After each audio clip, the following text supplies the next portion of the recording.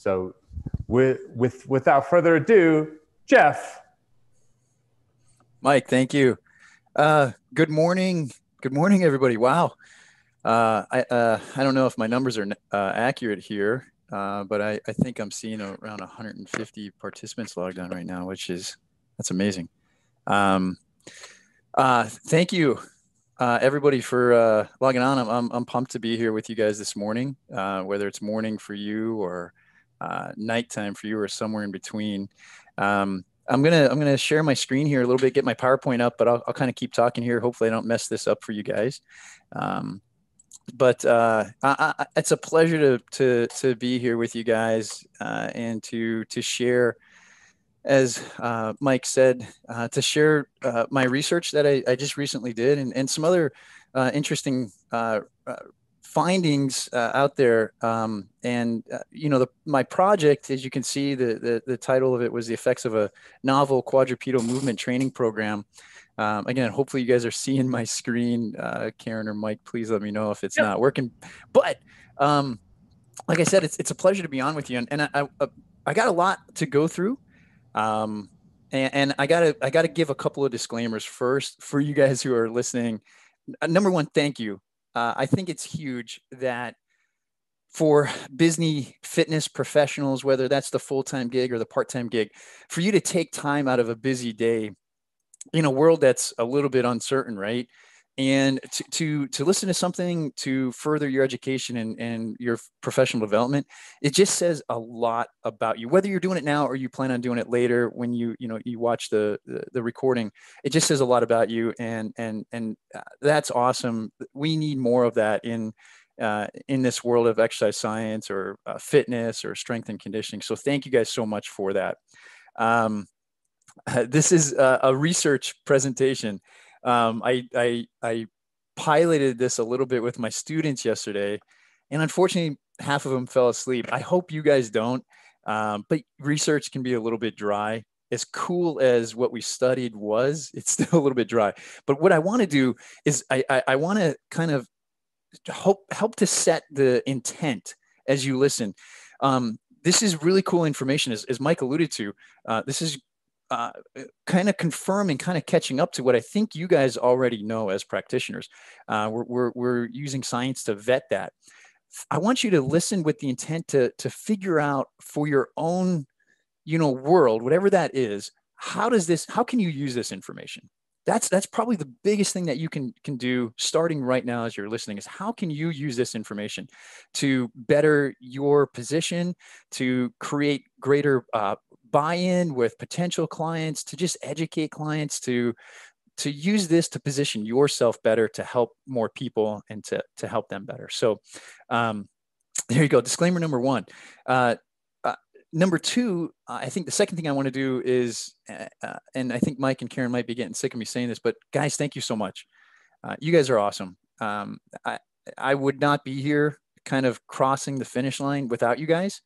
I don't know if, for those that are listening, if you guys realize that Mike and Karen, they gave me the initial blessing to use Animal Flow for my research project. So that was a huge stepping stone. But then they provided support early on with program design, coaching tips, and then everything that they've done right now to help promote this project. So that's helpful for me selfishly, but it's also cool to see it being put out to you guys and how you guys will be able to use this information. So you guys are awesome. Thank you, thank you, thank you so much. Maybe one more thing before we get into things. How about a little intro? You're Who am awesome, I? buddy. Oh, sorry, Mike. Oh, little intro. Who am I? I'll be brief. This is me and my family. I'm an educator. I work at Grove City College in Western PA. We're a real small, private Christian liberal arts school. It's a mouthful. And I work in a small but rapidly growing exercise science department. So it's a really exciting time for us. As we are growing. I'm an educator. I was originally a fitness guy, and I'm still a fitness guy, but I really fell in love with education even during some of my early years as a fitness guy. I'm a researcher. I'm a young researcher, and I actually this was my first project that I was in charge of kind of everything, sink or swim. It was on me. I've helped with a couple other projects with some of my colleagues at Grove City here, and I'm a young researcher. I've kind of had a little bit of a jaded relationship with research. It's almost like what Mike said early in the intro. I as a performance coach, I always felt like research was catching up to me and what I was doing and what other people were doing in the industry. And I was like, oh, cool. So what research? We knew this for years. But I will say I'm learning to appreciate research a lot more. And one thing that I'll say is that I think there's a lot of experience and knowledge that comes with experience. And you all as coaches around the world, you have so much experience and so much knowledge. But what's really hard for us to tell for sure is, does one thing for sure lead to another thing? What's the true cause and effect relationship? And I think that's where research can come in, because it can kind of help filter some of our anecdotal knowledge, if that makes sense. So I'm learning to appreciate more and more, but know that I'm not one of those guys who is all about research and not about practice. I'm actually more about practice and a little bit about research. But I really appreciate what research can do to help holistically improve knowledge and what we as practitioners can do. I've got some degrees, right? A bachelor's from Penn State, so I'm a blue and white guy. Unfortunately, our football team is not so good this year. Master's of Science at Cal U of PA, and then my doctorate from Rocky Mountain, a couple of certifications. But the other four most influential people in helping me kind of get across the finish line is in the picture here. This is my family. My wife, Mandy, she's still practicing as a performance coach, but, full-time mom, homeschooler. My son, Caden, who that's his best attempt at trying to smile for the camera. Middle girl, Ellie, and then Amaya. And these guys they're my motivation, man. So that's me. I also wanted to show you guys just a small glimpse at where I'm at. So this is Grove City College, our exercise science lab. We're a small lab. This is just one side of it. But we really pride ourselves in hands-on knowledge. Books are great, but let's apply what's in the book. So this is our class, exercise testing, where we go through a bunch of different testing modalities. And in this case, we're helping our students learn how to do VO2 max testing. The gentleman kind of center right, he's my department chair, Dr. Prins, and he and I are starting to work on a really neat research project right now. I'd be happy to share a little bit about the early details of that, potential COVID implications, so we can share if anyone's interested in that. Okay, so enough with intros. What do I want to do here with our time together? A couple of things. I'll spend a little bit of time talking about what the current evidence is regarding quadrupedal or ground-based movement training. We'll then kind of get into my research question and aims, my hypotheses, and essentially rationale for wanting to do this study. I'll do a little bit of time on the study design, actually, and the methods that we carried out. I don't want to get too wrapped up in that, and spend a little bit more time talking results. And then how do you guys maybe, what discussions can we have? What conclusions can we make? How can you use this info? I'm not a marketing expert. So, and I always hated selling, but I understood the value of being a good salesman, because, if you have a good product, it's in the client's interest to know about it. So I wish I had more to bring in terms of that at the end of here, but that's why I wanted to get you guys thinking right from the get-go. How can we use this information? How can you guys be creative? How can we get this out there? What can we do to, to display this? So let's jump in. What is quadrupedal movement training? And I think I have to first start by saying, I probably should have named this slide, what is ground-based movement training? I'm going to throw a bunch of bullet points up here and we'll kind of get into it. But originally, when I was working on this study, we were calling it ground-based movement training. And as I was going through really the review process to get it published in the Journal of Strength and Conditioning Research, one of the reviewers made a comment, and it wasn't a bold comment. He just mentioned, is there another term for ground-based movement training that you could use? Because it's a bit ambiguous. And I hadn't thought about that. And I guess it was, especially for describing the type of training that we were using for the research. this is just purely my opinion. I feel that ground-based movement training is this form of bodyweight training that really uses these dynamic postures and movements, sometimes that mimic animal postures, animal movements, but it can also utilize neural developmental postures. Almost always incorporates some form of transitions between postures or poses. And there's always an element of locomotion, whether it's, crawling, is it rolling, is it, whatever, there's some sort of traveling element to it. And then there's usually some form of hand and foot balancing.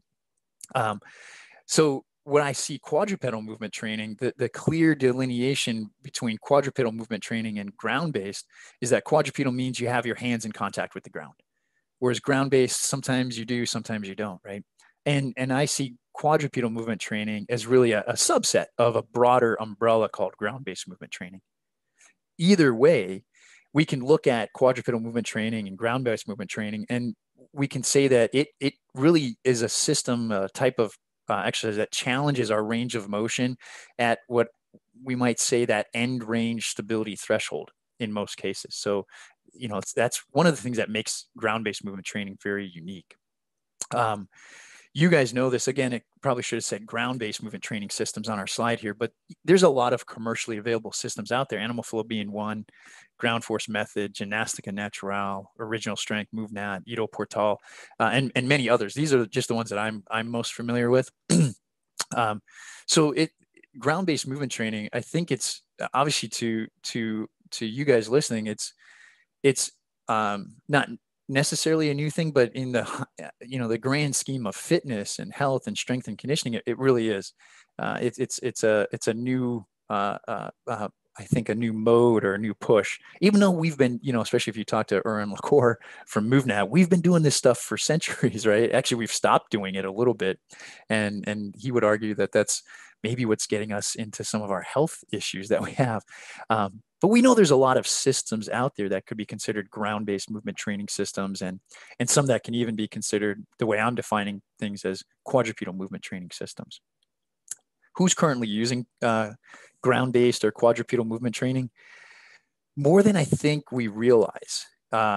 First and foremost, the tactical world, from military to police and law enforcement to firefighters. I think we all know these guys have been crawling on hands and fours and rolling and doing these dynamic movements. They've been doing this for centuries as part of their training, or just as part of a live event. I'm going to highlight a more recent one where quadrupedal movement training got a little bit of celebrity status. This is, I'm sure a lot of you guys know, this is Conor McGregor.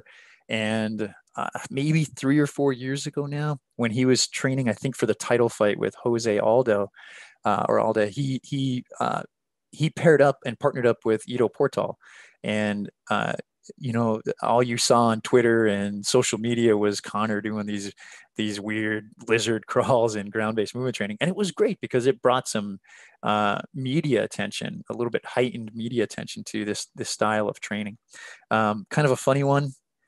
This is Jordan Reed, a couple of years ago now. I'm not sure if he's still with the Washington football team, but this is him in the fourth quarter of I think it was a week 1 game a couple of years ago. And he's getting ready for the 2-minute drill. He's about to go back out, 2-minute drill, and he's doing crab reaches on the sideline to get warmed up. So quadrupedal movement training is being used. And again, I don't think I need to convince you guys of this, but it does have a broad reach and people are using it. And I think 2 other areas I'll highlight. One, while I'm still on this slide, I think it's fair to say that quadrupedal movement training or ground-based movement training has really found a home in most, even general fitness and health clients, or even sub-elite athletes, movement preps and dynamic warm-ups, right? Like try to find a dynamic warm-up these days that doesn't involve a bear crawl or an inchworm or something like that, right? So it's definitely found a home even in the general population to some minor degree. The other place where we see quadrupedal movement training really being used a lot is the world of rehabilitation. So for any of you guys who are familiar with the functional movement screen and the work of Gray Cook and Lee Burton, if you follow them, you'll see many elements of quadrupedal positions, ground-based positions in a lot of their rehabilitation or corrective protocols that they use. Another one that I'll highlight is up here on the screen. This is from a company called Dynamic Neuromuscular Stabilization. And they're quite a popular rehabilitation, physical therapy, however you want to say it, approach that was created by Pavel Koller from the Czech Republic. And the primary premise to their methodology is they look to essentially reinstall or reinstitute fundamental or correct movement patterns by going back to the neural developmental process. And you could see the cute little chubby babies on the ground. They use that, how, we developed and basically earned stability with our range of motion that we had. We actually, as babies, we had unlimited range of motion. Well, I shouldn't say unlimited, but we had, max range of motion. We were just little piles of goo. And we had to earn our stability. And the idea is let's go back to some of those fundamental postures to use that as a way to hit a reset and then to rebuild some of the correct movement patterns and reflex patterns in there. And as you can see, if you look at the screen here, this is kind of a big overview of the base patterns that DNS uses. It's not all of the things they use, but you can see about 80% of what you see on there, or rough around that, uses some version of a quadruped position where the hands are in contact with the ground, right? So lots of quadrupedal movement training that's part of their system. Okay, so if we go back a couple slides, we think about all of those systems, commercially available systems out there. You'll see, if you go to their websites, you're going to see similar things to what you see on the screen here, where there's some claims being made. We're going to increase mobility, flexibility, strength, endurance. And again, anecdotally, I think we all know, yeah, that happens, right? To some varying degree or not. But what do we really know about it from a research standpoint? And unfortunately, the answer is very, very little, especially at the time when I was putting this project together. So really, at that time, there was essentially two studies that I could use for good evidence. The first was this one by Matthews et al. The title was quadrupedal movement training improves markers of cognition and joint repositioning. This was a really neat study, and they did use animal flow as the intervention, or the quadrupedal intervention, and they compared it to a control. I believe it was a 4-week study, parallel groups design with a pre and a post test. And interestingly, they found that the quadrupedal movement training group, they scored significantly better on this thing that's called a Wisconsin scorecard test, right? So that Wisconsin scorecard test essentially looks at executive function or cognitive flexibility. Really, it's looking at how well does our frontal lobe work, right? And interestingly, although they didn't measure this exactly with EEG or ECG, methods, but the frontal lobe is the area of creativity. It's the area of memory, working memory. There's a lot that goes on in that frontal lobe, and it's really the newest part of our brain.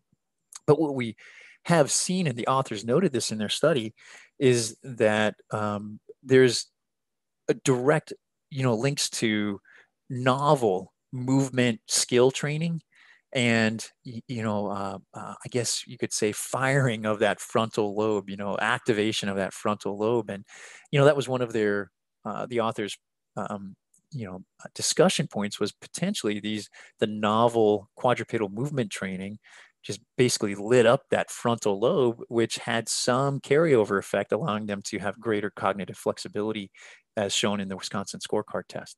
But the other thing they found was that subjects experienced greater ability to reposition their joints.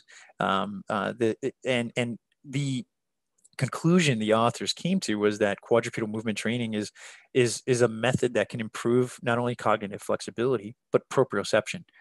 If we, look at one of the definitions of proprioception, because it's out there, it's varied, what it is. One of the definitions is the ability to determine where your body is in space. And that's what essentially what they did in their joint repositioning test. And again, they saw significant improvements. The second study that I had to kind of help me out here was this one by Pica et al.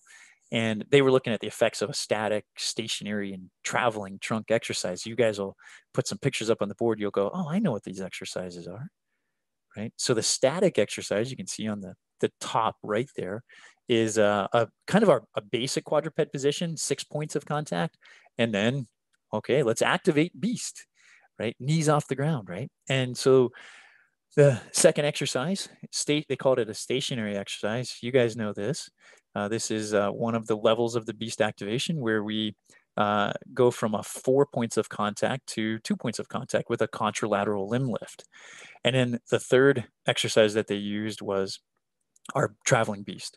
The contralateral limb lift, and what they did in this study, which was interesting, this was an EMG study, so they looked at muscle activation of some of the core muscles and trunk muscles. So sorry to beat you up here with some graphs, some data, but what they did, the primary muscle groups that they looked at was the rectus abdominis, and we could see that in the top left slide or graph, and then the erector spinae muscles, that's your top right, and then the external oblique and your rectus femoris for the bottom two slides there. Moral of the story, what they found was, for each of these, they found that, they found significantly higher levels of muscle activation with with less points of contact and with the traveling form. So really that stationary position where they were doing the 2 points of contact, significant elevations in muscle activation. And they compared this to not only to each exercise, but also to a maximal isometric contraction that they did, pre-trial. And interesting, what you can see is just the evidence for, and I think it's the external oblique that really sticks out, that, if you look at the numbers, we're seeing almost between 160 and 180% of their maximum voluntary isometric contraction. So the not only the traveling beast form, but your beast activation had a significant impact on core muscle activation, especially for the external obliques, right? I won't nitpick that study anymore, but if Jeff, we were let me just jump in here really quickly. Yeah. And just say, just as a reminder, do your activations, folks. Yes. Yeah, I mean, it's pretty. I'll go back. Look at this. Almost 180% greater than what the max voluntary isometric contraction was found just through isometric testing. That's a high level of lighting stuff up, if we want to use some of those terms. We're lighting stuff up with these activations. All right, thanks, Mike. So some takeaways from these two studies, right? Number one, both studies used the animal flow system as their quadrupedal movement intervention. So that's cool. Both suggest that quadrupedal movement training can improve our proprioceptive capabilities, and especially in light of Pica's study, our core stability, right? And if we link that finding to some other research that's cited below, we can make the conclusion that this improved proprioception and core stability, that's going to link to improved gross motor function and athletic performance, right? Unfortunately, neither study addressed the efficacy of quadrupedal movement training with regards to any other fitness characteristics. So up until that point, that was really all we had on quadrupedal movement training, right? But we do know that quadrupedal movement training and especially animal flow, it has some similarities to other practices. So I was able to kind of dip into some other research and kind of help me formulate some hypotheses and potential strategies, right? So yes, there's some similarities to yoga. Oftentimes, yoga, we know it's poses and transitions between poses, and oftentimes it involves hands on the ground. Dynamic neuromuscular stabilization, same concept above. There's actually a good amount of research on this rehabilitation protocol. And again, for a lot of their therapy strategies they use, quadruped position. And then good amount of studies on infant crawling and some sports stuff. Wrestling is one of those where it's a little bit more closed chain in nature and has some similarities to what we do in quadrupedal movement training, which is one of the purest forms of closed chain training that you can get. Anyways, I'm not going to bore you with this, but what we see is if we're making some of these comparisons, we see that yoga, dynamic neuromuscular stabilization, infant crawling, wrestling, we see improved functional movement screen scores, improved grip strength, muscular strength, improved balance and core muscle endurance, upper body muscle endurance, flexibility, obviously, shoulder girdle stability, postural control. The wrestling one showed greater dynamic motor control through looking at these, what we call the Y balance test, Y balance scores for the upper body. So taking all of that evidence, right, we can say that quadrupedal movement training potentially can improve proprioception and core stability. These improvements in proprioception and core stability can lead to gross motor function and athletic performance, and that there's a potential that this quadrupedal movement training can improve functional movement screen scores, hand grip strength, core, upper body muscle endurance, dynamic motor control and Y balance test scores, and even range of motion, right? So this really kind of leads me to my hypotheses and my specific aims of this study, which was simply to investigate, a novel 8-week progressive quadrupedal movement training program on functional movement, motor control, flexibility, muscular strength, and endurance. Our hypotheses, again, based on that evidence that we just summarized, was that our quadrupedal movement training program will result in improved pre to post test functional movement screen, dynamic motor control, range of motion, strength, and endurance scores. We had a second hypothesis that those improvements would be greater over time than a control condition as well, which, as you'll see, some of the almost all of the number one hypothesis was met, and most of the number two hypotheses were met. So why did we feel there was a need to do this study? Well, I don't think it's any news to you guys that are listening, but quadrupedal movement training as a practice is really growing in popularity. And that's evidenced by over the last couple of years, 10 years, 15 years, the commercial availability of some of these systems. And hopefully as evidenced by what you saw in the slide with Mr. McGregor and Jordan Reed, that it's getting a little bit of celebrity status. It's being used in professional realms, but it's also being used in rehabilitation. It's also being used to some degree, whether it's a total training program or not, it's being used to some degree in a lot of general fitness and general strength and conditioning worlds. And really, if you look at the evidence, and there appears to be this potential benefit to a number of fitness characteristics, not just one or two. So think about that. Classic, traditional resistance training, improved strength, improved power, maybe range of motion. Cardiovascular training, improved VO2, oxygen utilization, right? Well, here's a system that maybe, can potentially check numerous boxes. And we still got a lot of research to do to vet that as well. But there appears to be a number of boxes that could be checked with this type of training. No evidence, though. That's the bummer. We have anecdotal evidence, but we don't have any, filtered, clear evidence from research to help us validate claims and to really guide us. And that's the key. I think one of the big things about research is as it filters some of this anecdotal knowledge that we have, it can help better, guide us as practitioners, and it can also guide the consumers.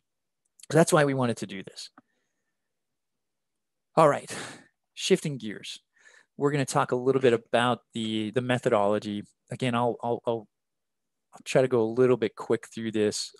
Make sure I just give you the nuts and bolts. But we used a real simple design, a pre-test, post-test design, 2 groups. One group being a quadrupedal movement training group, the other just what we called a control, 8 weeks in between pre and post test. It is important to kind of know who our subjects are, because that helps us to make conclusions and draw conclusions, right?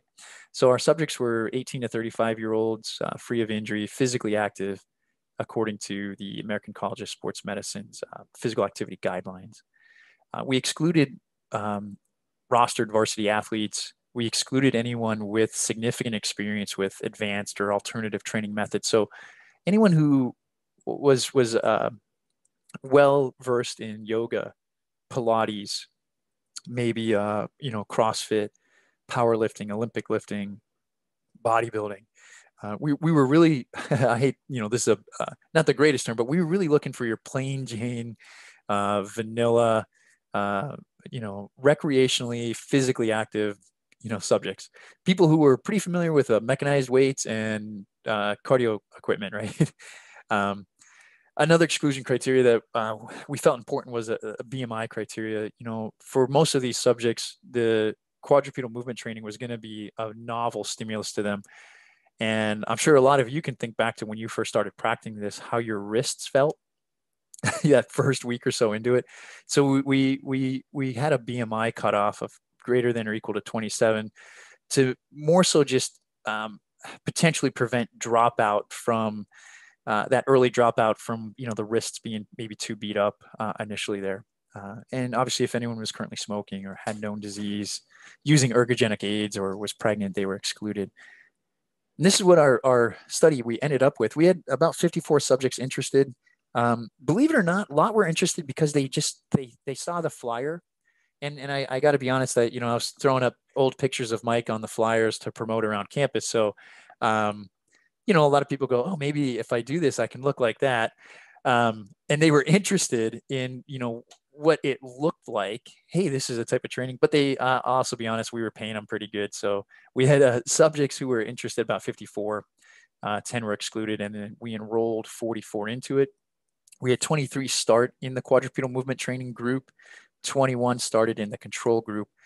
We lost 2 subjects in the experimental group. It was, unfortunately, they just couldn't keep their schedule to meet our training times. So, and we had a hard and fast, we're not going to pay you unless you make it to 14 out of the 16 training sessions. If you can't do that, you're not getting paid. So unfortunately, they kind of saw the writing on the wall with their schedule and they dropped out early. But that led us to, we had equal groups then, 21 in the quadrupedal group and 21 in our control. And we did use males and females in each group there. The quadrupedal movement training condition consisted of 2 60-minute group animal flow sessions that met per week. We trained at 6 a.m. in the morning on Mondays and Wednesdays. So it was a stretch, getting our college students to crawl out of bed at 6 a.m. In the dead of winter here at Grove City College.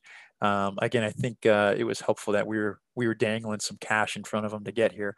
One of the key elements of this was that we asked them to maintain their regular physical activity that we're doing. So they were adding animal flow, the 2 sessions per week, to their regular physical activity, and then we asked them to refrain from using or any ergogenic aids.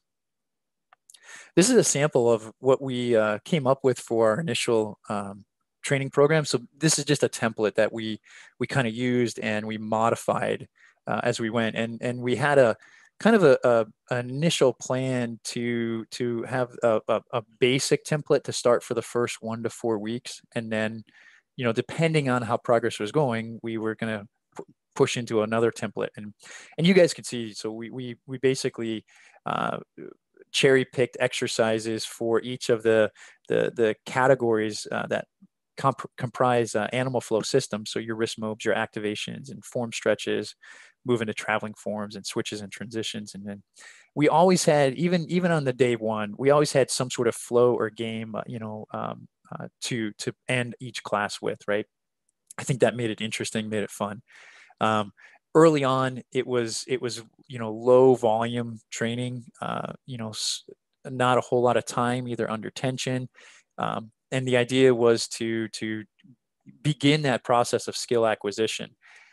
Within the course of a week, so again, 2 training sessions per week there, the intent was to expose the subjects to all of the level 1 moves. So maybe as you guys are looking at this screen here, you see a beast and crab activations. 1 and 2, you see some of the form stretches. So maybe some of the form stretches we didn't get to on day 1 of that week, we would then, pick those up on day 2 of that week. And then over time, begin to add more exercises into the session, add greater volume, decrease rest times. And this led us to, and it worked out pretty well. This led us to kind of the second half of the intervention, where if you were to look at this, really what we did was we increased volume and intensity. The volume really came from these 2 circuits that we have here, and we called these circuits activate, mobilize, move. I'm a big fan of acronyms. So we had our activate, mobilize, move circuits, and we would usually do 2 of those. We originally started with just reps and sets of those, but eventually we went to just performing them for time, right? And then we would have a little rest between each exercise, and eventually we'd progress that to, let's just, bump right into the next exercise, no rest. We would rest, the 30, 60 seconds between full sets. So this really helped us to increase the volume and overall intensity of what the subjects were doing throughout the rest of the 4 weeks there. We would also perform more advanced switches and combinations. Now we're starting to put 2 or 3 moves together. And usually the 2 or 3 moves that we picked for that day, combo 1 or combo 2, was then used to build into a specially designed flow. Now I wrote beast flow down here because the ultimate goal was at the end of the 8-week training session, especially during that last week, that we can, pound out 2 to 4 rounds at the end of a workout of a really good looking beast flow. And we did. It was awesome to see. We were able to pound it out, and they look great. What was interesting about this was now we had subjects from all various different backgrounds, but again, they were still pretty plain Jane vanilla. No one was doing any advanced training. A lot of subjects, you could tell, were ready for more advanced skills before this 5-week period, and they were ready for a little bit more volume. But then for a lot of other subjects, we were right on pace with that. So we had, if you think about it, we had really about, if you average it out, we had about 4 weeks of skill acquisition. Some were ready for it sooner. Some we were kind of right there.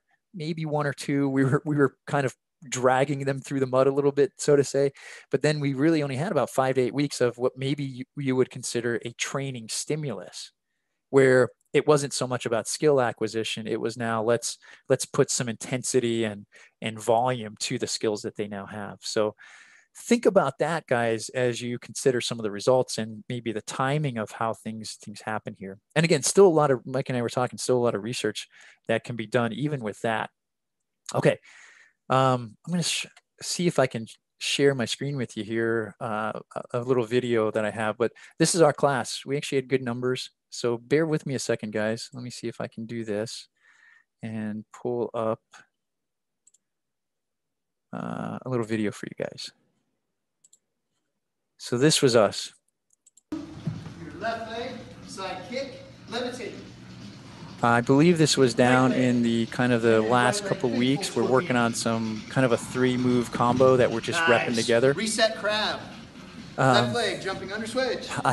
Since I came to academia, I was no longer in the coaching world as much as I used to be. Oh my goodness. I was talking to Mike and some of the other master instructors. It was so hard to demonstrate and coach at the same time. I'm sure some of you guys can relate, but you're probably way better at that than I was. I was hiding the how out of shape I was at doing that. So yeah, so that was us. It was a great experience, and the one regret I have is not doing that more often, taking more videos of what we were doing. So let me hop back to the presentation. Hopefully we're back on and you're seeing it. But our students, they did really good, from going complete novices to some of them actually hitting a real nice levitation and showing some really great control with a lot of the movements they were doing. Okay, speaking of control. Jeff, is that you in the red shirt there? Yeah, that was me. Oh, man. Great job, brother. Thank you, sir. Thank you. So speaking of control, our control group, they were basically asked, similar to the intervention group, they were asked to simply maintain their regular physical activity status. And again, refrain from the use of ergogenic aids. So both the quadrupedal movement training group and the intervention group, the control group, were maintaining their normal physical activity. We asked both groups to create a physical activity log to fill it out during week 1 of the trial and during week 8. And then we used that to compare and make sure that no one was really adding anything extra and that they were really maintaining their normal physical activity. And we actually got a little lucky with that, and I'll explain that when we talk about the results. Let's move in. What would we measure? So the first thing we measured was active range of motion, and we looked at ankle dorsiflexion, hip and shoulder flexion, extension, and medial and lateral rotation. And we did all of this with a standard goniometer.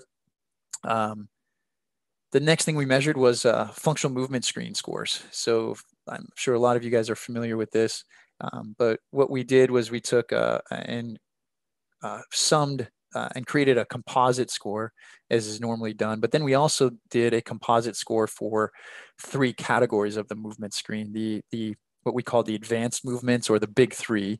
That's your squat, your step, and your lunge. We did a composite score for those 3. We did a composite score for the fundamental stability tests. Those are known as the push-up and the rotary stability. And then we did a composite score for the fundamental mobility, the shoulder reach and the active straight leg raise. And again, we use those for statistical analysis and comparison. The next test that we did was the Y balance test. And this was the test we chose to assess dynamic neuromuscular control. It's a really interesting test. It comes from an older test called the Star Excursion Balance Test, which was and still is used a lot in physical rehabilitation. But you can see on the screen there, for those that aren't too familiar with it, it's basically an excursion test where you place one limb, whether it's a leg or your hand, on the center platform, and then you perform an excursion reach in each of those 3 directions. And the nice thing about this is we can quantitatively assess how far were they able to reach in each of those 3 directions. The upper quarter one that you see on the bottom is mostly looking at shoulder girdle stability and core stability, kind of that linkage together there, whereas the lower body one is looking at foot, ankle, hip, core stability, kind of that linkage. What we did was created a composite score of the 3 reaches for the upper quarter and lower quarter for each of the right hand, right foot, left hand, left foot. And then we also looked at single reach scores for each limb and used that for analysis. We measured muscular strength just with a real simple hand grip dynamometer test.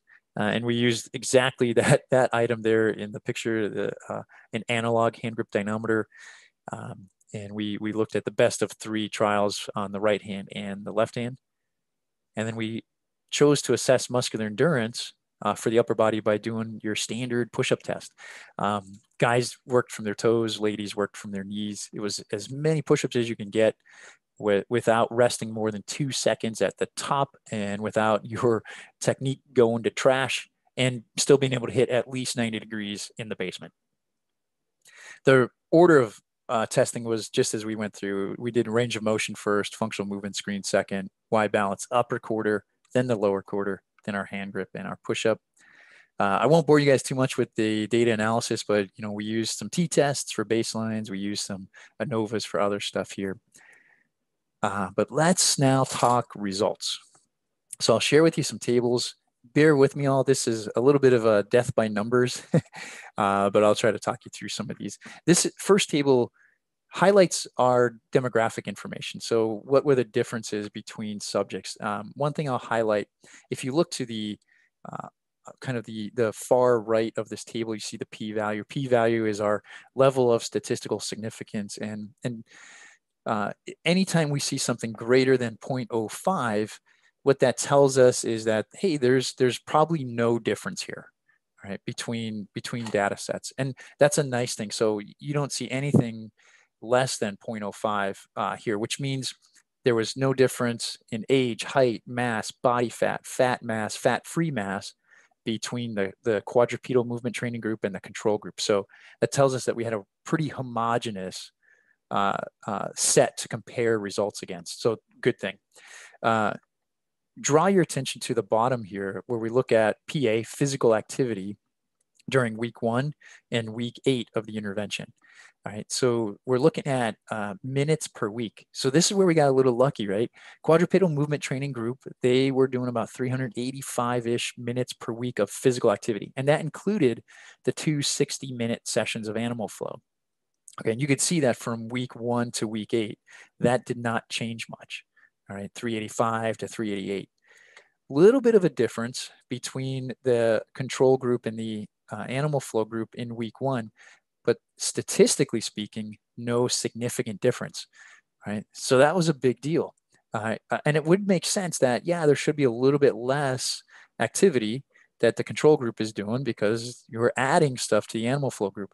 But as far as overall volume of training load, statistically, we are the same at week 1.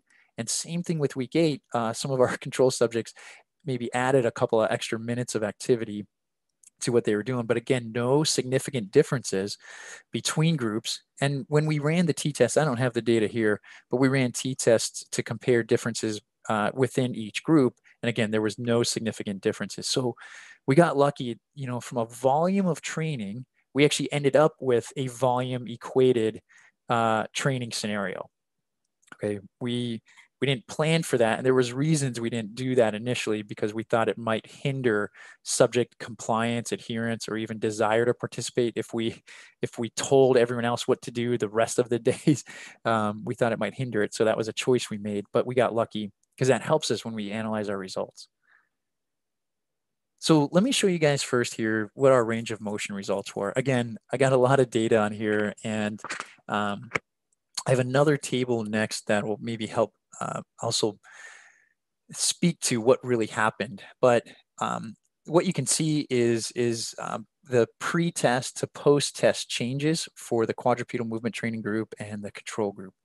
And anything that I have highlighted in yellow, these are kind of really big, cool findings.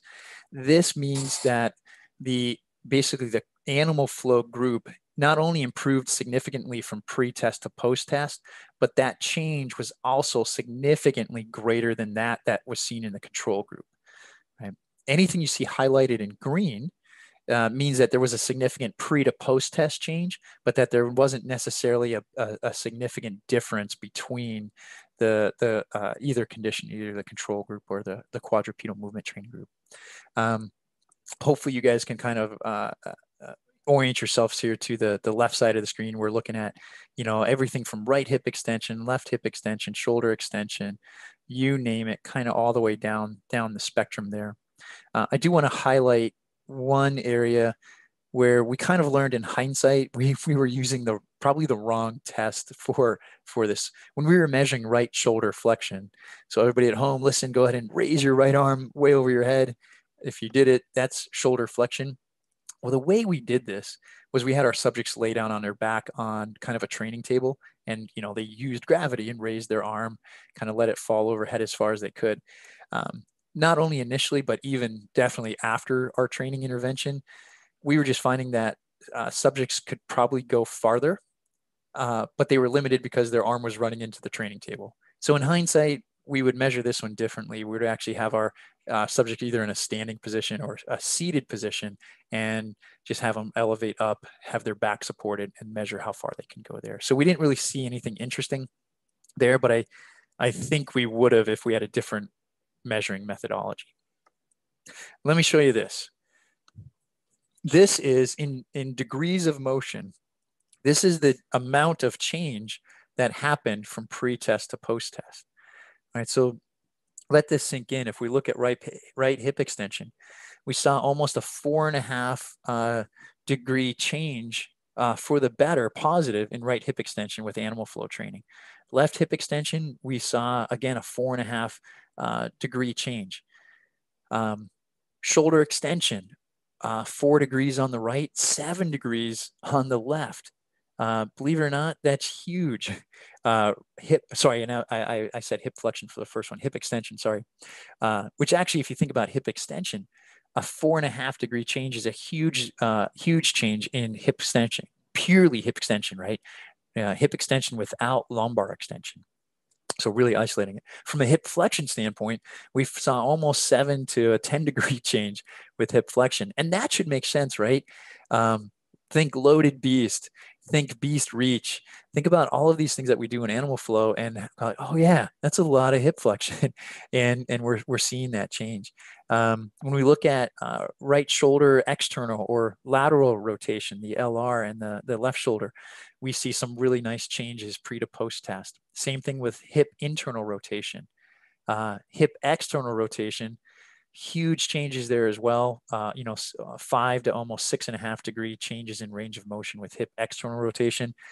Guys, think about external rotation, active external rotation. How many clients do you have that struggle with knee valgus, right? Especially when they're standing upright doing some squats, they need some hip external rotation. Sure, we're looking at range of motion here, but this is active range of motion. This is what the subject can actively control, right? So could this be some of these changes in this active range of motion, external rotation? Could that have led to the next slide where I'm going to show you some changes in the functional movement screen score? I don't know, maybe. Interesting, and we actually didn't analyze this, but look at the control group. Again, assume they're doing kind of your plain Jane classic traditional training. A lot of them actually decreased range of motion with this kind of standard, I can't say standard American training, right? We can say that about nutrition, the standard American diet, but that classic traditional training, a lot of them decreased range of motion, not by much, but it was going down. So interesting, but lots of cool stuff happening with active range of motion ability. So here's really the rest of our data output. Again, take some time to anchor yourself to this. It's pre and post test differences between each condition. And as we kind of roll down the table, we have functional movement screen, the composite score, and then we have the 3 subcategories of the FMS, the advanced movements. Again, that's your big 3. Then we have mobility, stability, those subcategories. And then we get into the wide balance test scores. Again, these are just the composite scores for the upper quarter right, the upper quarter left, and then following the lower quarter right, lower quarter left. And then we get into push-ups, hand grip strength right, hand grip strength left. Okay, again, highlighted in yellow is the big stuff, the really cool findings where there was not only a significant improvement from pre to post test, but that improvement was significantly better than the control group, that there was meaning that this was a real difference. Okay, anything in green is just showing a significant improvement from pre to post test, but no real difference between each group there. So cool findings. Again, let me put this into some table format of what was the actual change that you saw. So functional movement screen composite score. Let me just kind of marinate on this a little bit. Functional movement screen. Lots of people love it. Lots of people hate it. I think a lot of people hate it because it's getting bad press that people are using it for what it really wasn't intended to be. If you listen to Gray Cook and Lee Burton, they never intended it to be an injury screen tool. It's just a profiling how someone moves with these certain patterns that they're not the end all be all of functional movement patterns, but they capture a lot of kind of big range of motion, mobility, stability thresholds, right? If you think about it. So the idea is let's twist us up and see what we can do, all right, and see where we're at. From a composite score standpoint, remember the composite score goes from 0 to 21, right? We saw a change of 1.62 arbitrary points. Doesn't sound like a big deal, but when you dive into the functional movement screen literature, what we have been able to deduce from that literature is that any improvement in that composite score of 1.25 points or higher is considered clinically significant, meaning it's an important practical difference, not even just a statistical difference. It's a difference that might change someone's diagnosis. That's what we mean by a clinically important difference. So that was a huge finding, that the results of our study showed that we saw improvements in functional movement screen scores that were clinically, practically significant, meaningful, could change someone's outcomes. Right. Again, we see the same thing with our big three, the advanced movements. Again, we're looking at small numbers here, but this was a significant difference between the control group and the quadrupedal movement training group. Mobility improved. Again, stability, fundamental stability improved big time. Shift your attention now to the Y balance score. So this is your single limb scores. Again, lots of cool improvements. You could see that this place, we didn't see a huge difference between the quadrupedal movement training group and the control, only except for in the upper quarter left hand, right? I'm not sure why that is. But what you do see, especially in all of these, is you do see that the trend and the magnitude of the effect favors the quadrupedal movement training. Right. So again, looking at bang for your buck, yeah, sure, they both improved, but we see a greater improvements in that the quadrupedal movement training group. We hypothesized one of the reasons why we didn't see, some of these numbers being coded as yellow instead of green, was that with all of the level 1 moves, for the most part, especially with the upper quarter, we work from a straight arm position, a straight elbow position, and we're usually not reaching our hands really far away from our base of support. Maybe a little bit in our traveling apes and some of our other traveling forms, but they stay pretty close to our center of mass. If you were to go back and look at that upper quarter Y balance test, and for those of you that are familiar with it, essentially what you're doing is you're working from a bent elbow position, trying to stabilize for your life, while you're then reaching another hand as far away from your center of mass as you can. So, what we hypothesized was that the type of training that we do in at least the level 1 animal flow work, it was just different. It was different from what the upper quarter demands were of the Y balance test. We still saw improvements, and the magnitude was far better in the quadrupedal group. But I think if we were able to get into more advanced training and maybe some of the level 2 moves, that does encourage a little bit more bent arm positions and greater excursions away from your body, we might have seen more of this table being lit up yellow than green. Push-ups, again, we see a little bit of a change here. No difference between groups. Probably a limitation to our study was that push-ups is one of the most common exercises people might do for recreation. And there's a good chance that both groups were doing push-ups as their normal, regular physical activity, and could have been a limiting factor why we didn't see some improvement there. Also, the fact that push-ups, we all know, bent arm position. Interesting, didn't see any significant improvements in grip strength. So a couple of reasons why, one, when I was coaching, I was the lead instructor for the flow sessions. I wasn't encouraging people to grip the ground with their hand. I suspect if that we were encouraging that a little bit, we might have saw some greater improvements there in that hand grip strength. But also, I think if we were able to move into more of the level 2 moves that are a little bit more demanding, and also get into more advanced, maybe hand balancing skills, where grip is, it's just reflexively or reactively trained because of the demands of the skill, we probably would have seen a little bit better improvements. All right. I hope you guys are still with me. I'm running out of air. Let's move into a little bit of discussion. I have to warn you guys, strong opinions ahead, right? Whenever you look at research and you look into the discussion and conclusions of any research, not only the research I did, you have to understand that it's biased. even as much as we try to keep bias out of research, there's going to be a bias to it. And no matter what, the discussions that you read in research, that's the investigator's interpretation of the results. It does not mean that's how you should interpret it. So I just want to make that clear, whether it's the results of this study that you're reading or results of any study you're reading. Research is meant to post data, give you what was done, tell you how the researchers interpreted it, but ultimately it's up for you to make the interpretation and for you to use it. So there's my disclaimer, and we'll move on.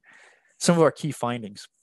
If we were to say the addition of 2 days per week of quadrupedal movement training, really with novice quadrupedal movement trainees, we can say that it can increase functional movement screen scores, right? So that's first and foremost. Cool thing about that, maybe there's a decreased risk of injury. Again, depending on the research and who you read, FMS has been associated with reduced injury risk.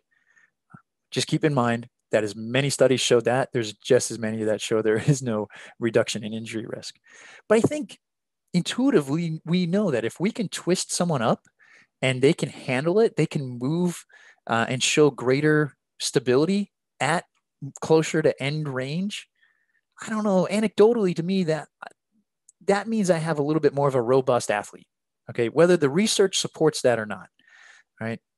Number two, when we look at functional movement screen, if we kind of boil it down to what it is, it's basically this improved pattern specific mobility and stability, kind of like I alluded to in the last bullet point, right? So again, pattern specific mobility and stability at or near end range of motion, to me, is a big deal, especially if we're dealing with athletes, especially if we're dealing, well, even with average Jane and Joe, right? If you look at the data and you crunch it, the big three, so think about those big three functional movements of the squat, the lunge, and the hurdle step. Summing their results up, there was a huge 15.4% improvement from pre to post test with our subjects using animal flow. If you look at the fundamental stability category, again, that's your rotary stability push-up, and that's your rotary stability test, and then your trunk stability push-up.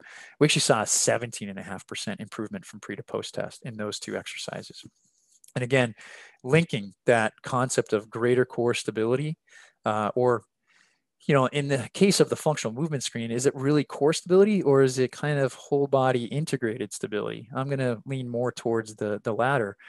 We see this improvement in the big three, gross movement patterns, right? Cool stuff. Finding number two, active joint range of motion improved. Unfortunately, there's no consistent evidence that suggests that greater range of motion decreases risk of injuries. So I'm going back to the injury thing. Again, for as much research as you find that will say range of motion decreases injury, you'll find just as much that says, no, not really. But what do we know? We know that decreased range or increased range of motion is associated with, I guess you could say, ease of performance of activities of daily living. And anecdotally, we know that greater range of motion gives us access to more advanced movements, whether that be, movements of daily living that we couldn't do before. But maybe more importantly for you guys as trainers and coaches, it gives you access to advanced movements that you can start training your clients with, right? Over time, right? We can see this and we can use this to progressively move our clients into greater ranges of motion and really start exploring, the kind of their God-given range of motion that they originally had. And then we screw it up by sitting too much.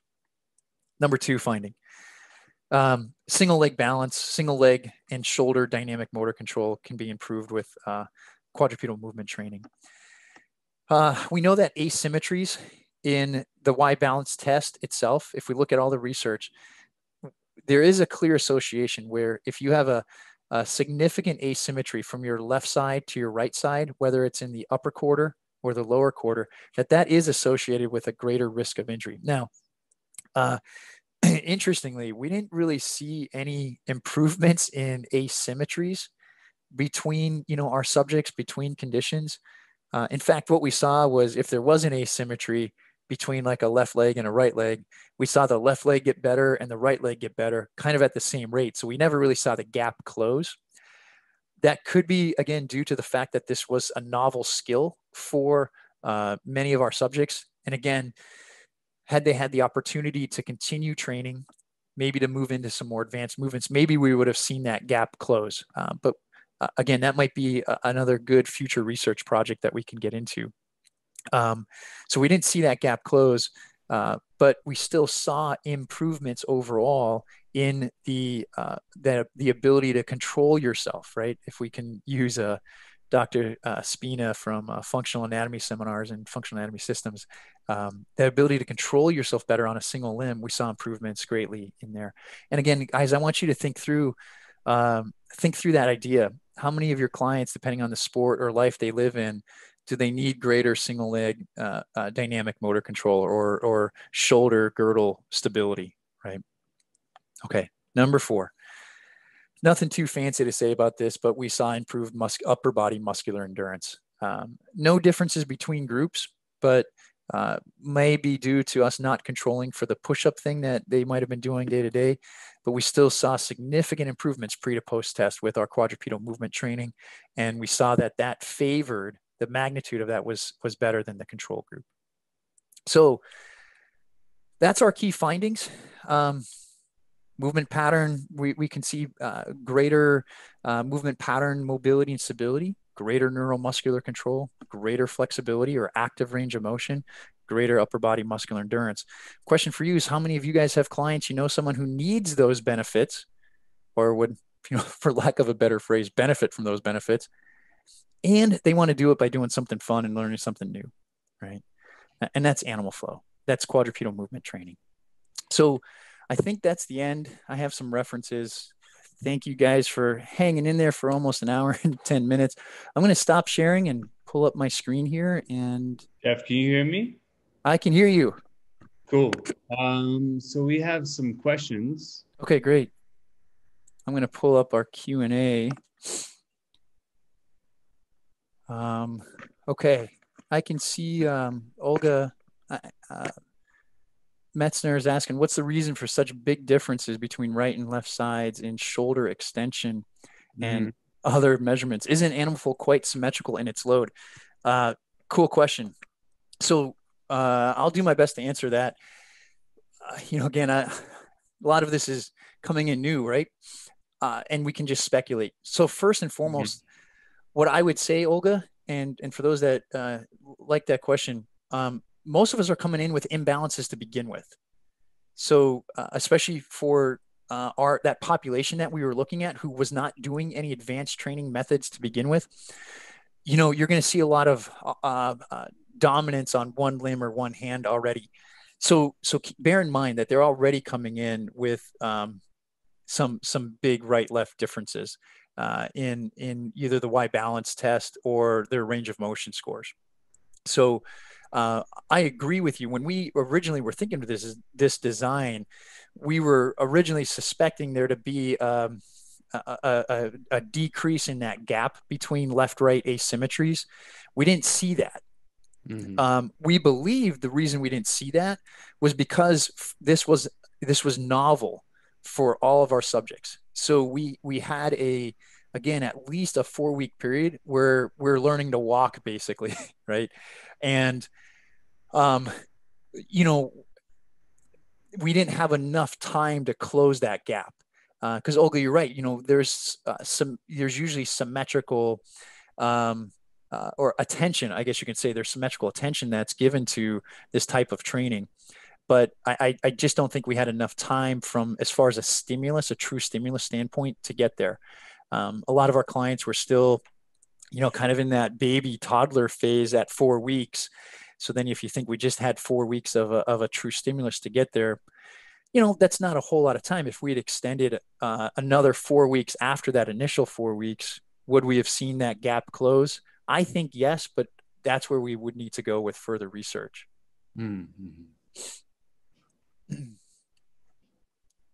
All right. Someone's asking, can you please show the slide for weeks 1 and 4 again? Yeah, we can do that. Let me see what else. Where can we find let me answer some of these. Where can we find your research paper? It's published in the Journal of Strength and Conditioning Research. So Cody, it's published in the Journal of Strength and Conditioning Research. It's open access, which means you don't need to subscribe to them to get it. If you were to just Google search and type in effects of quadrupedal movement training, it'll probably be the first hit that you would get, especially if you did it Google Scholar. And you should have access to it because it's open access format. So please go check that out, Cody. Let me see, Saul. Oh, Saul's asking who did the FMS. Me. So I had student helpers, but for everything, it was me. So Saul, just in brief, prior to coming to Grove City and working in academia, I was a fitness coach at a facility for about 10 years. And I hopped on board with the FMS when it was first Reebok University, when it was Gray Cook and Annette Lang. And they just came out with this, Gray Cook was doing his thing. So I've been using the FMS for almost 20 years now. So I was the one conducting all of the pre and post testing. So I would consider myself an experienced rater, but from a research standpoint, I'm also, as much as I tried to be unbiased, I am a biased rater because I wasn't blinded to which subjects were not in the control intervention and which were in the experimental intervention. So that is a limitation to the paper, is that I wasn't blinded to any of the subjects there.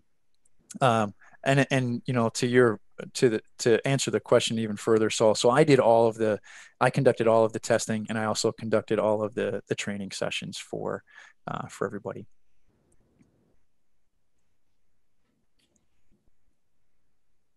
And I guess to answer that final question, Saul, yeah, we did adjust and progress the programming, and I can go back and I can share that slides with the template that we used for weeks 1 through 4 and weeks 1 through 5, kind of when we're done here. And I think that's one of the Heidi was asking for that. Heidi, we'll get to that.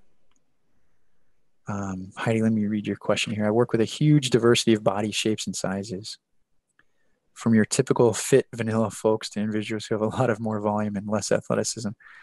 How do you introduce those who aren't your typical vanilla type to the practice of animal flow, causing them more harm physically or in the intangible feelings of confidence in their bodies? Wow, great question.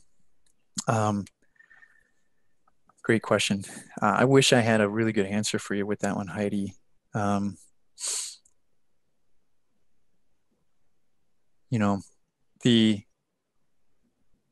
think it's fair to say that with almost any training practice, we can find a way to meet people where they need to be met. Mm-hmm. It takes a little bit of creativity, but right out the gate, it also takes a lot of especially for maybe the psychological aspect that I think you're hinting at a little bit, Heidi. It really does take a lot of what I would call foundation building with the client initially. When I was training, I dealt with a lot of clients who, we would be speaking to them initially, and they would kind of make a statement like, I need to get in shape to, start doing what these other clients I see in the weight room doing. And that's a huge misconception that a lot of people have about a lot of things. Now, there are some things, like I would say running is one of those things that, yeah, you kind of have to be in shape to run.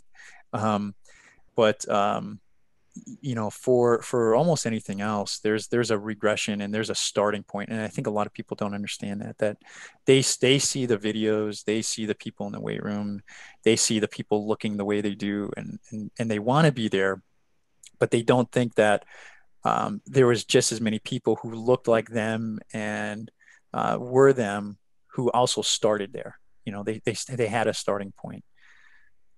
Again, I wish I had a better answer for you, Heidi, but I do think the idea is that we got to set a really strong foundation with them, that number one, they can do more than they think.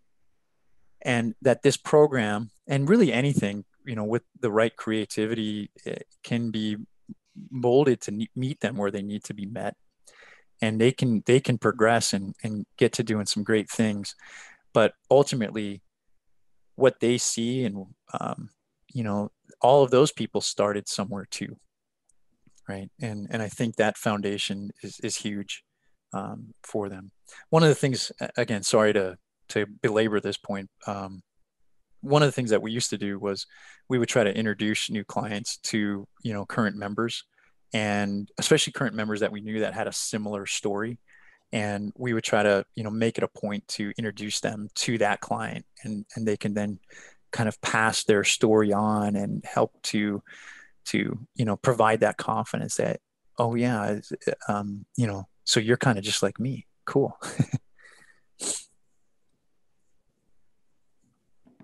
Did any participants experience any new pain during the study? Their wrists were beat up on the first week, but it was pretty interesting. I thought their wrists would be beat up a lot longer. After that first week, the wrists were almost a null point. Yeah, they were a little bit achy, but it was nobody. And then by week two, um, no one was talking about their wrists anymore. So it was good. The One of the two girls that dropped out did experience pain, but it's because she took a shot playing a lacrosse game in club lacrosse, and she was just really beat up the one morning, and she was the one that had a really hard time with her schedule. She ended up dropping out. But other than that, no, we were relatively pain free for the entire 8 weeks with our participants. So luckily, I didn't have to deal with too much. We did make it very clear with wrists that at any point during the training, like I'm going to be up there on stage and I'm going to be huffing and puffing and taking you guys through the workout. But at any point, if you feel you need, wrist relief position or just any other wrist position of those wrist mobs that we showed, if you need it, just stop what you're doing and go into it. So we gave them that freedom to kind of, break for a second and go into a wrist relief position if they needed to. And we also made the general statement that if anything that we do hurts, stop. Let me know, and we'll fix you and we'll help you out. But again, we didn't have to deal with any pain other than some aches and from the wrists in the first week or two.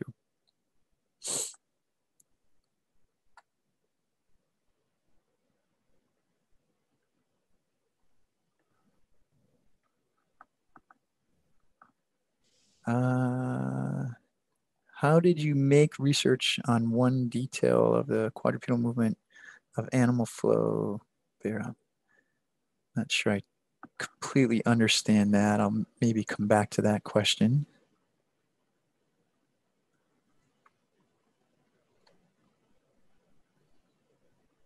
I'd love the PowerPoint recording. Okay, Samantha. The shoulder range of motion changes. I'm looking at Petra's shoulder range of motion changes and the effect on protraction and retraction. Will you do more studies about quadrupedal movement training? I'll answer that one. Yeah, we're definitely gonna try to. I love this stuff. We're gonna try to do it. Regarding where'd you go, Petra? Regarding the changes in shoulder range of motion, yeah, it was really interesting. The shoulder extension. Imagine lying down on a table on your belly, arms alongside your body, nice and straight elbow, and then you're going to just at the shoulder joint raise your arm off the table as far as you can, going into shoulder extension. We saw some, again, that's not a position where you have a lot of range of motion. So to see almost a 4.5 degree change for the positive in range of motion on that is huge. And you could think about crab position, think about a lot of those positions where we're in a crab reach, crab walks, where we're basically performing a shoulder extension movement, kind of a posterior excursion. So it makes a lot of sense why we would see some improvements there.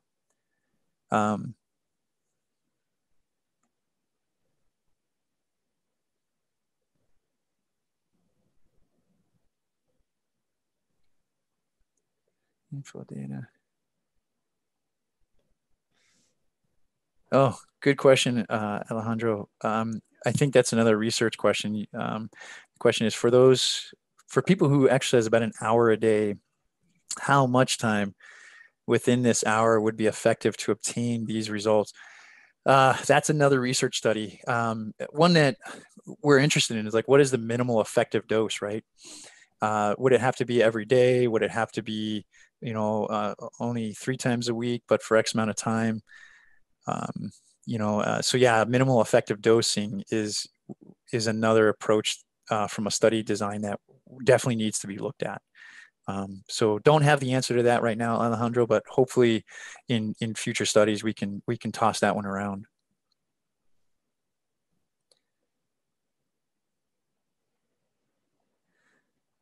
Yeah, Felicia, why did we choose BMI as opposed to other tools for determining fitness eligibility for the study? Yeah, so aside from screening for the types of physical activity that they were doing, and making sure that they met the physical activity, considered physically active according to the American College of Sports Medicine's guidelines, we chose BMI just because it was a simple measure for us to ascertain, rather than doing percent body fat or weight. We could have used either, or we just went with BMI. We had seen BMI used in other studies kind of as an exclusion criteria for kind of similar reasons. So we just made the choice to go with that.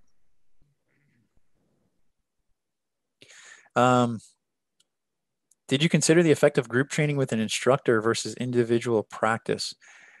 Yeah, so that's definitely a potential limiting or confounding factor for our study, is that, for the control group, they were just training on their own. For the experimental condition, they were also continuing their normal training, but then they had me. I like to think I'm a little bit energetic and upbeat, especially at 6 a.m. in the morning when I've had too much coffee. So yeah, how much of the results can be attributed to the fact that there was this social interaction as well. They had someone leading them through a practice. It's just a confounding factor.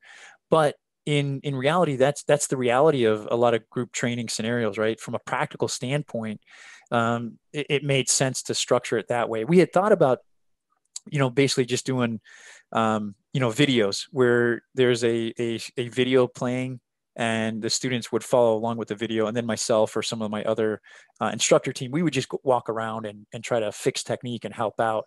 But, something that was maybe a little bit more standardized. But again, from a practicality standpoint, at the time when we weren't locked down due to COVID and stuff like that, we felt it would be more practical to go with, a live instructor in that case. But I do think that's a good question from whoever that was. Again, you have to consider that when you interpret the results as well. How much of an impact could that have had on the results? Unfortunately, I can't speak to that, but yeah, I'm sure it could have some impact for some of our clients that were in there. Do you think about doing more studies, observing other variables such as blood pressure control, Yeah.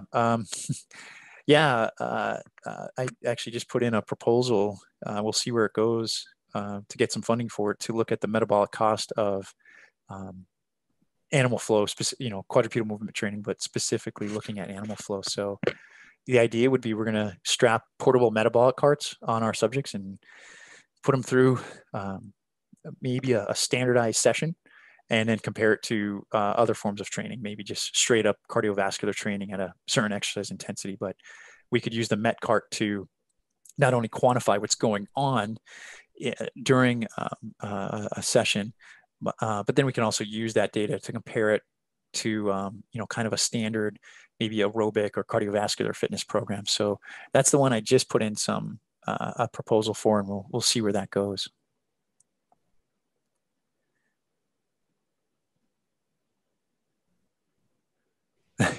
Massive potential to train up coaches, condense skill learning in short 10 to 15-minute window in a squat. Yeah, David, yeah, skill acquisition. Again, I think that's a big challenge, right? How do you condense that? How do you get to a certain level of skill acquisition where you can get beyond skill acquisition and be getting maybe intensity and volume from specific types of training? But I think what's also important, and maybe another realm for us to look at, what is it that what's actually happening during that skill acquisition process, right? And I think we can all agree that there's a lot more than what we think is going on with that whole skill acquisition process. We could hypothesize, just lighting up stuff in the brain, lighting up stuff, new or maybe old neuromuscular pathways that have kind of become a little bit, dusty, that maybe we won't see significant fitness improvements, but maybe there's these other neuromuscular benefits that happen just through the skill acquisition process that we can't discount. So yeah, I know it's tough trying to make it happen in short time, but don't discount what that skill acquisition period can do as well. Again, another line for potential further research. So got a lot of research we got to do, but it's good.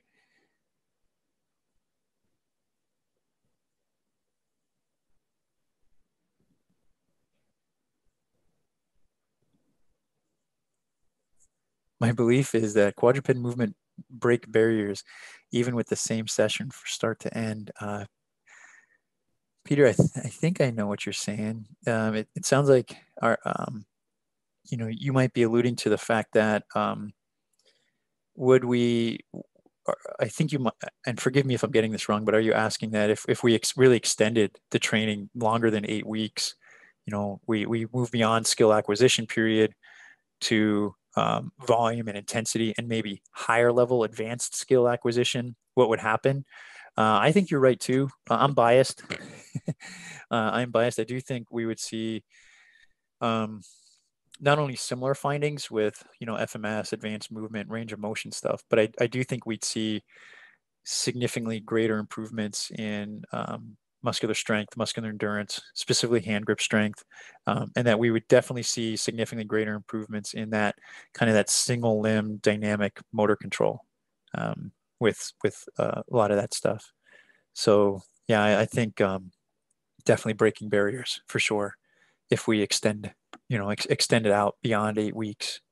And again, I think a key point there is that really we had about 4 weeks of skill acquisition. Some people were already ready for it. Some were, like I said, we were still kind of dragging them through, dragging them through the mud a little bit. And on average, that left about 4 weeks of kind of just a straight conditioning stimulus. So that's a drop in the bucket, as most of you guys know. That's a drop in the bucket when it comes to fitness improvements.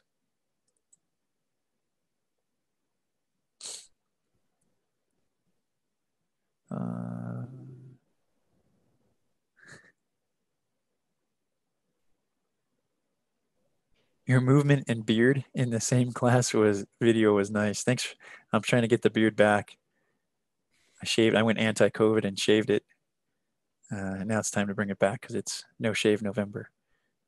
Are those classes up to view first and last?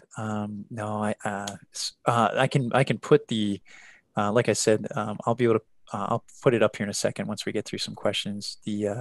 I'll show the screen with the week 1 through 4 and week 5 through 8 classes kind of template that we did.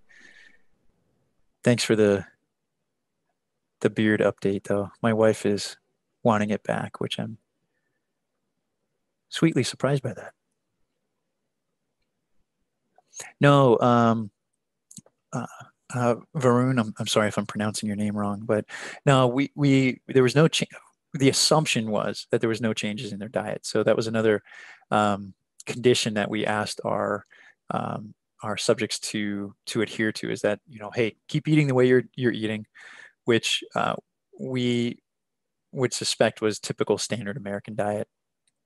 Just don't make any changes from what you were doing before you started this program through it. So no changes in diet. We didn't track that, of course, but the assumption was that the subjects were compliant with it. The reason we didn't track it was because we're on a college campus, we pretty much know what the students have access to and what they can eat. And unfortunately, it is kind of sad standard American diet that for them to eat anything other than that is quite challenging. So we made the instruction to just not change what you're doing. Like, don't all of a sudden go ketogenic. Don't all of a sudden go, on the cabbage diet or whatever it was.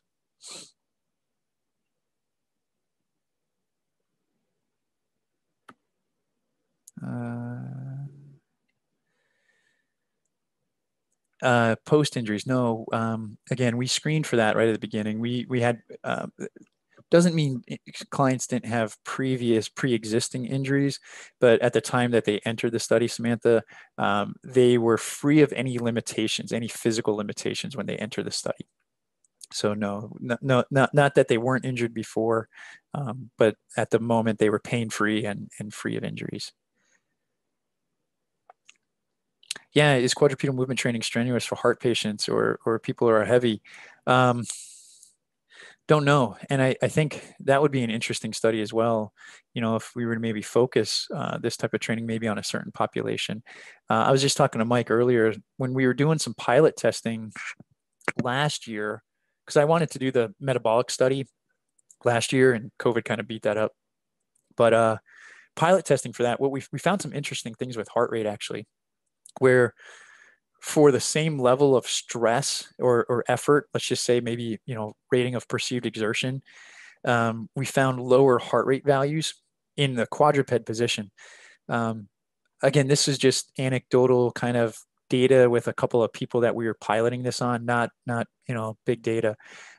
We hypothesized that was just due to the body position, the fact that we are not in an upright where the heart has to work harder to push blood to where it goes. The fact that we were quadruped, we were suspecting that we were using gravity a little bit more to our advantage and didn't have to fight gravity so much to get blood going to where, you know, the rest of the body.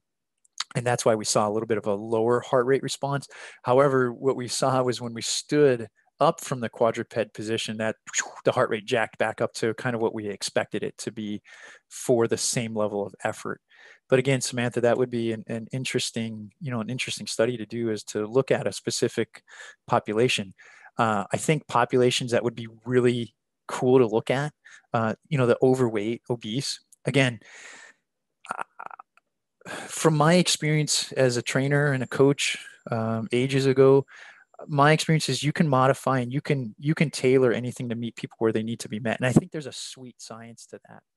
And I think Animal Flow is one of those that would be an awesome skill or training program for someone overweight or obese. Think about someone being able to come in and be able to do these movements and find out that they can do these movements. Wow. I mean, what a boost from a psychological standpoint. That could be so empowering. And they just need that little push, little shove to show that they can do it. And maybe that can come from research. But I think there's a lot to that. I think about older adults. In fact, I've seen a lot of you coaches through social media posting some of the work that you're doing with some older clients. And it's just like, wow, that's amazing. And, you know, how they're moving. And you know, ask these guys, how is this helping your daily life? Like, what impact does this have on your activities of daily living? Anecdotally, I'm sure it's all, you know, awesome, thumbs up.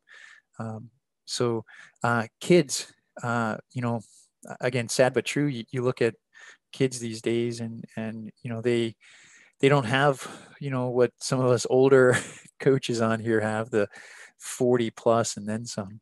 You know, we remember how it was growing up. You know, where we accessed, maybe as Ern LaCour would say, more natural movements, or we just explored kind of the edges a little bit more, and we're just not doing that more. And so what could this type of training do for, you know, our kids? And I don't know how many of you guys follow some of the research on injuries, you know, youth injuries, and especially females. You see kind of these adult injuries, you know, just blown out ACLs, concussions, shoulder injuries that are happening to kids at such an early age, right? There's a lot of reasons for that, a lot of speculation for that. You know, everyone's playing a sport now instead of playing tag and all these other reactive games. They're doing these repetitive motions. But how much is it because they just don't have the movement software that maybe you know, we once had, that movement adaptability that we once had, maybe because of the way we played. Could such training maybe reduce some of these adult injuries that, you know, kids that we're seeing rising in kids and youth sports, right? So could be another cool outlook. But again, I think, I'm sorry, I'm getting long-winded here. I think there's a lot of populations that would benefit from this type of training for sure. And again, these are all populations that we can continue to further study on and try to vet some of those hypotheses and claims.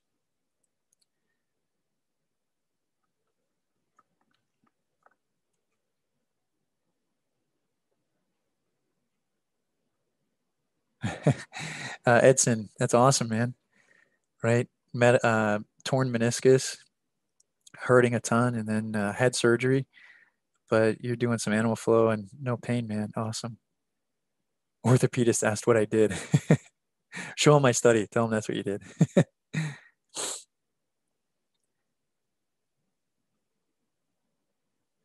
Yeah, David, and again, I think as I alluded to kind of in one of the earlier slides, it seems like quadrupedal movement training can check a lot of boxes. And I know personally, I'm most interested in looking at some of the rest of those boxes. Like what are those other boxes that it can check? And I don't know. I always had this philosophy that from a training standpoint, let's do what gives you the most bang for your buck. Clients are paying you good money. I don't want to waste their time. So if I can find something that checks a lot of boxes, right? I was the guy that instead of doing one stretch for this muscle, another, I would try to, let's find a stretch that kind of stretches all three muscles at the same time or something like that. So same idea, if we can check a lot of boxes with a system, and maybe it's this system, personally, I think that's a huge selling point for you and for your clients. The fact that this is multifactorial and it lights up a lot of things physiologically, and it has that potential to check a lot of boxes. So cool. Yeah, adult rugby players find it humbling. Yes.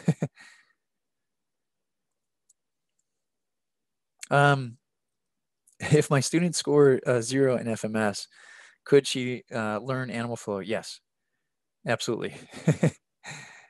And should probably be doing some animal flow for sure. I guess a good question would be is if they're a 0, right? And in the true sense of the FMS, the 0 means they have pain. So just we want to be careful with that. If you really mean they have a pain, then okay, we got to refer them out and let's get that pain figured out first. But if you mean 0 as in they have it's a very, very low FMS score, yeah, they can still do it. In fact, we had one subject in our group.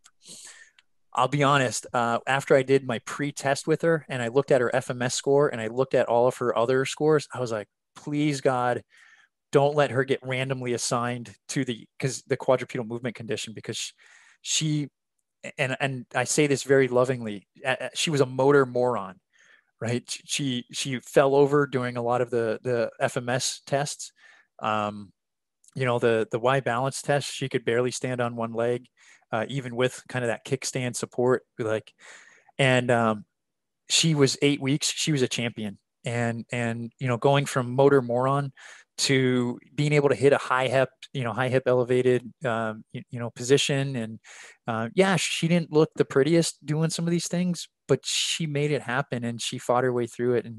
And it was awesome. So she was kind of an example of someone who was a 0 on the FMS that did it and was a stud. I know a lot of people have been asking to see that week 1 through 4. So I'm going to put that up real quick right now. So let me go back to sharing my screen and I'll see if I can get that guy back.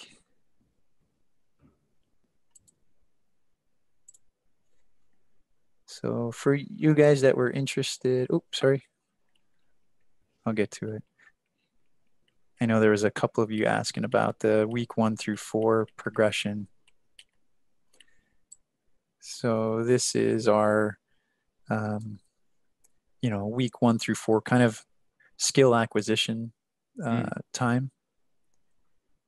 And like I said, there was a good number of students who they were ready for more, and we tried to accommodate that by providing them with more. So if we were doing a traveling ape, a lateral ape, some of the crew was, hey, just basic ape, And we would coach those that we were able to see were ready for more. We'd say, hey, today I want you to try to hit this levitating ape, right? And so we would try to sprinkle in those progressions individually as much as we could for those that were ready for it. So again, this was kind of our starting rep set, rest kind of scheme that we went with. And again, the idea was that in 2 days per week, we were exposing our subjects to all of the level 1 movements, with maybe some movements being repeated on those 2 sessions. And then the weeks 1 through 5, oops, sorry, this flew ahead of me, going in the wrong direction. Here we go. Sorry. Weeks 5 through 8, we tried to beef up the intensity a little bit. We were, instead of doing one-off versions of our form stretch flows after our wrist mob, we started doing circuits. And the goal here with the form stretch flow category was that after their wrist mobs during the last couple of weeks, that we were doing two rounds of the whole form flow to continue our warm up. And then, as you guys can see, we had the 2 activate, mobilize, and move circuits. That sequence I loved, moving through. And then we started ramping up our switches and transitions, looking at different combos to sequence together that we would then use in a flow for that day's class. So hopefully that helps you guys there that we're looking at that. Pull up our questions and see. I'll come back to, I don't know what's better, looking at the screen or looking at my slowly bearded growing face here. More of a personal question. Looking to publish my recent thesis, which uses animal flow and the FMS. Woo, Natasha, awesome. Any recommendations for the best journal to approach? Hi. So the Journal of Strength and Conditioning Research, they're a really nice leading journal in the world. They're not the top, but they're a leading journal. As much as I would love to say go JSCR, if you do go JSCR, be ready for a really, really, really, really, really slow process. I don't know what it is. They've had some issues with getting reviewers. They've had some issues with getting turnaround on reviews. I mean, it took me forever to get this thing published. And then, once it was approved and published, then I was waiting forever for the, hey, we're now releasing it ahead of print. I was just chomping at the bit the whole summer to do that. But, Natasha, I know, excuse me, Human Kinetics is a good one. You can look into them. We have a journal that we have some I guess relationships with here at Grove City called the Journal of Exercise and Nutrition. They're a new kind of an up and coming journal, but they're putting out good evidence, exercise related and nutrition related. So they're a little bit of a broader spectrum, population there. Again, JSCR is good. Human Kinetics Journal is good. Those would be probably, thinking about the title, or at least what your research was looking at, that would probably speak to the population of interest that would be reading those journals. Just know JSCR could be a bit of a bumpy ride. Would research in dance science be relevant? Yeah, for sure. And I didn't include it, but I did look at some of the research in dance as I was doing my original proposal, and pretty cool stuff. Actually, there was an article on breakdancing, but it was all about injuries. There was, it was more or less the kind of epidemiological, we're going to study these people over time and see what breaks and what doesn't break on breakdancers. So, but yeah, I would say again, that's an interesting area of study. You know, anything that involves modern dance or even cultural dance, you know, and those types of practices. And what do they do for us? What does that skill acquisition component do? And what are some of the fitness benefits of those types of things as well?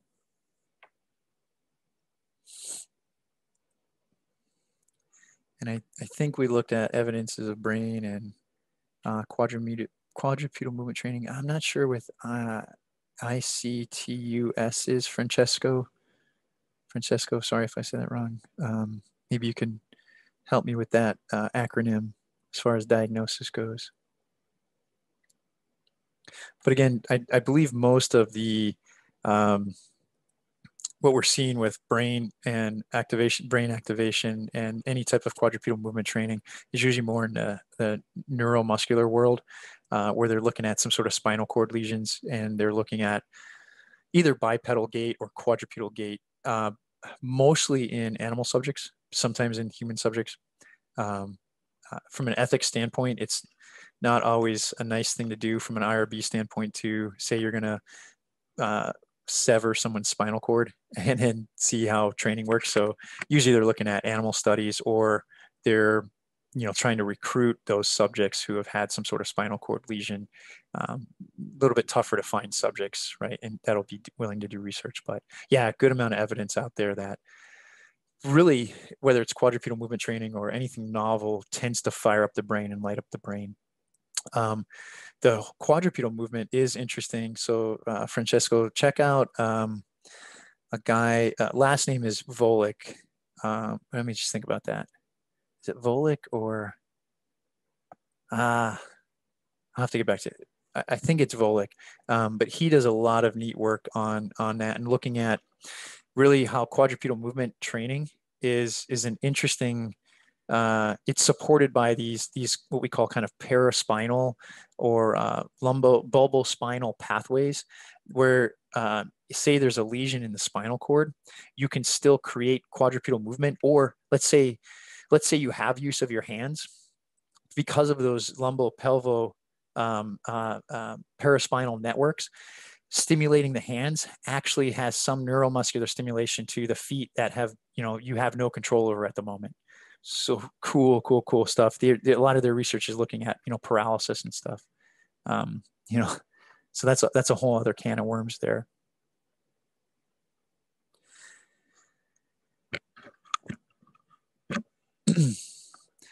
Guys, I'm getting close to where I got to go teach some biomechanics. So, man, what a great opportunity this was. Thank you all for your questions.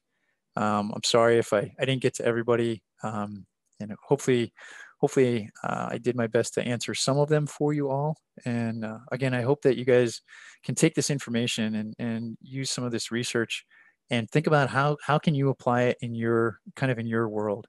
How can you use it to benefit your clients, can maybe create buy-in with your clients, and just to push what you guys are already doing out to the public there. We know it's got benefits, and now the idea is let's make sure we keep finding ways to make sure the public knows that there's strong benefits to these things.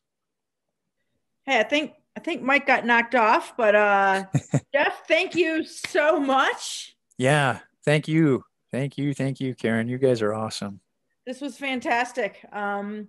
We will have the video posted up on our website for everyone to see for follow-up. And we just thank you so much for taking your time. Yeah, and thank you. Feel free to, I think I'm on social media. I'm one of those guys I don't ever know. If anyone has questions, feel free to private message me on social media if you want. I think mostly I'm a Facebook guy because that's the one I understand the most. But yeah, feel free to reach out if there's any further questions or ideas. I'm always looking for ideas for research, and you guys threw out a lot there. So thank you. Thank you so much. You have a great day. Okay. Bye-bye.